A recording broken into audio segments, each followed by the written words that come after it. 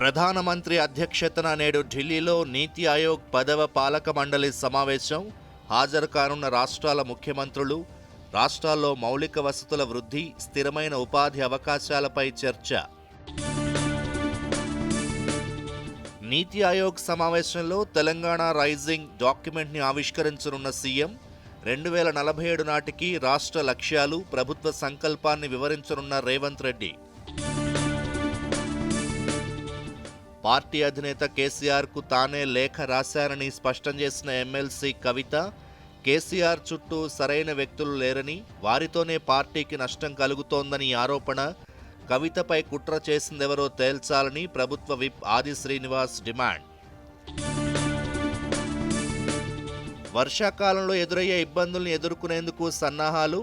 12 SDRF బృందాల్ని సిద్ధం చేసిన రాష్ట్ర ప్రభుత్వం.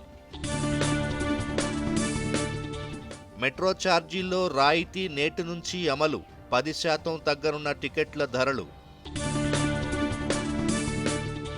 ఐపీఎల్లో ప్లే ఆఫ్కు చేరిన జట్లకు ఎదురు దెబ్బలు.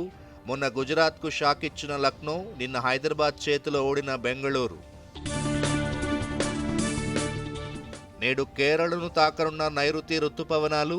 జూన్ 2వ వారం నుంచే విస్తారంగా వర్షాలు కురుస్తాయన్న వాతావరణ శాఖ.